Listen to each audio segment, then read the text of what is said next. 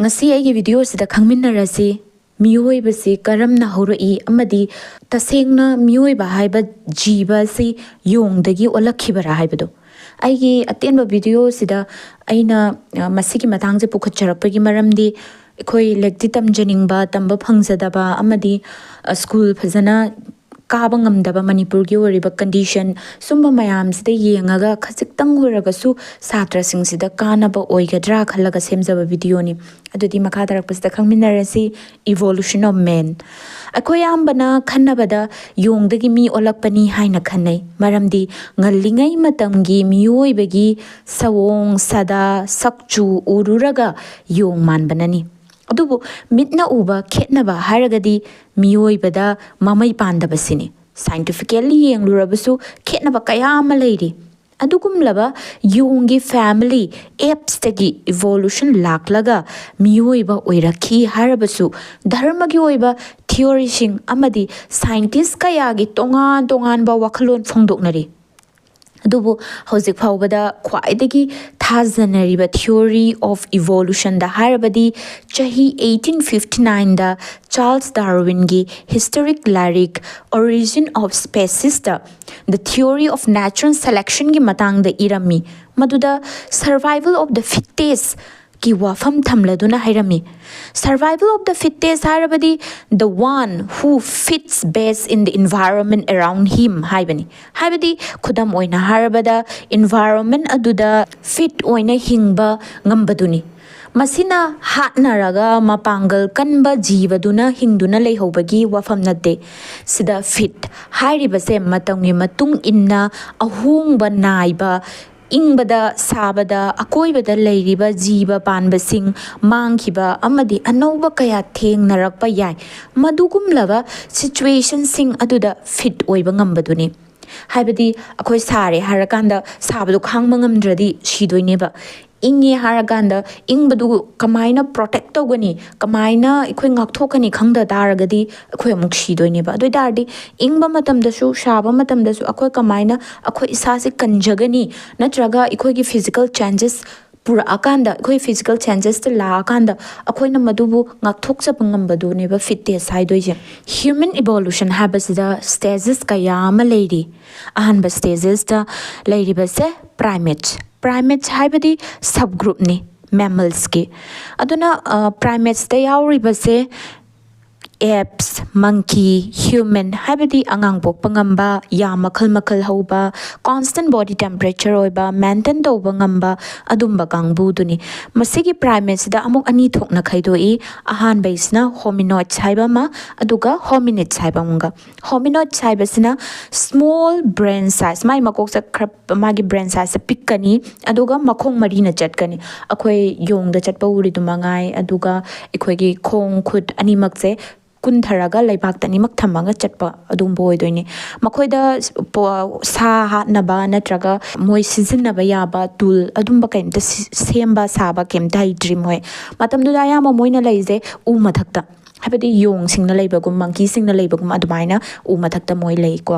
aduga ani subagi subgroups na kaino hakanda hominids tari kitang lepanga me emoje khongse leibak makhada thamaga khutchina mathakta kitang haigalaga kondi ko moi sikanda mi dumaina pura tawbadi nataba aduga makhoi kitang hogatlaga chatpa ngame brain gi size sawe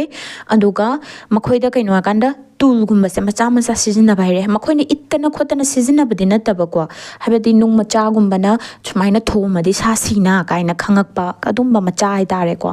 aduga makhoi se umathakta leiraktre dureidi makhada leiba hore makhada phamba chaba adumain tawre habadi plain area da adumaina tawba hore hominids habis da so amuka ani thokna khaidoi maramdi kai gino haganda ekhoi gi climatic condition je change lakpa khudingi hojik sum change leidana ko ingba saba myamam da change lei sigi matungina habadi moi climatic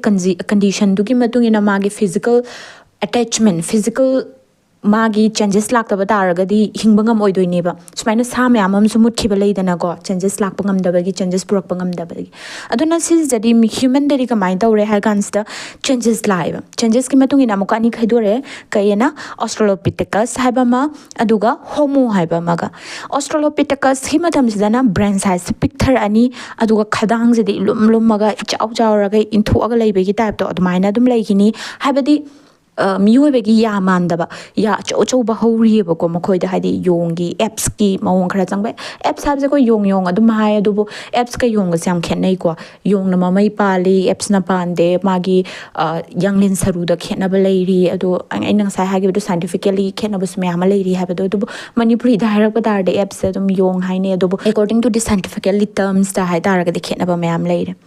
होमो हाय तारदि Latin गी term दा हाय तारदि man हायबने man हाय तारे खoi नुपा खंगनै को अदुबो मतमदर नुपा खतंग हिंगम बनते नुपी नुपा लोइनि हिंगमिने अदुबो अखोइना सिजनबता हाइदि वही से Koyna सिजनरक मतमदा man हारग दुम सिजनरे मतमसदना brain से खरा चखले होमो हाबजे मियोइबा हाबने मियोइबजु कैदोरे कांदा डायरेक्ट मियोइबदु ओइद्रिबा खितंग मा ब्रेन चाउरी अदो खदांग दे खितंग मादो हाइदि लाइटर ओरे यांगथोरे मरमदि यागी साइज तो पिक्थराबनी होमो इरेक्टस हार कांददि योंग दुमाइना खुतु तौदरे तिंथोगा लेंगबा खोटपा यारे चेंजेस मयाम लाए को मखोइदा अदुना हाइबदि चटपा फजना ngamaabani माइदु नोंखलगा चटपा ngamaabani मिचु सान उबा ngamaeba मरमदि हाइबदि लुकथरगा चटपा हाइसदि आई शॉर्ट डिस्टेंस खतनी उदोजे अदुना लापना चटपा ngame लेपगा चटपा ngame फजना फिजिकल स्ट्रक्चर चुम्बा हौरे को मियोबा मानबदो दुमाइना हौरे होमो इरेक्टस की मतुंगदा मुक लाक्तोइसिना होमो हेविलिस मखोइसे खोइगी फजना पोचे सेमबा हइरबदो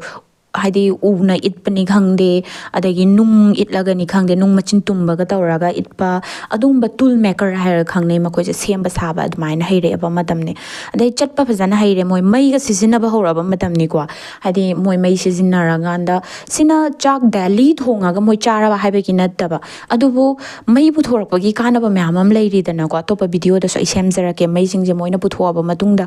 अतोपा कै कै द यूज तौरके अदुगा सिगी डिस्कवरी ऑफ फायर सिना कयम कानबो पुरके का हाबदो अतोपा वीडियो सिंगदा आई सेमजरके अदुना समय सिजनबा हौरे अदुगी मतुंगदा लाक्तोइसे होमो सेपियंस कांगुन सिनेबा द वाइस मैन हाबे खोइ मॉडर्न मैन से खोइ जो क्वाइट सिंगबा जीवनी हारग लौरिनी दना को अदुना होमो सेपियंस सि लाक्पा मतम लाक्थ्रिङै मरक हाइदि होमो इरेक्टस की मतंगजिदा होमो इरेक्टस सिंग चटपा ngamaabani मफम मफम सिंग तोंगान तोंगान चटपा हौरेबा मफम मफम द तोंगान चटपा हाइस मागी वेदर क्लाइमेटिक अम द मानरक पनते हाइदि यूरोप लम साइड चटपा एशिया लम साइड चटपा सुमसिंगसे त मानदमनि नंग साइ के हाइ खोइ मियोबदा according to the climatic condition गी मतुंगिने खोजे फिजिकल चेंजेस लाए हैबने बा कैरेक्टर चेंजेस लाए हैबने बदुना ngasai मफम मफम दुगी चटपगी मतुंगिना मागी कुचुदा मागी वांगांगदा खेतनरकपबुदी मैम लेरेको अदुना ngasai होमो सेपियंस ओरबा वाइसमैन ओरको मतुंगदसु आई मफमम द लेरबा मफमम द लेजे सक्ता चुदा खितंग खेतनबदी ले अदुबु वाइसमैन दि ओरबनी होमो सेपियंस हुजिकी मॉडर्न मेन सि ओइरबनी मोइसे अदुना मफम मफम दुगी ममिंग तोंगान तोंगान भाइबदी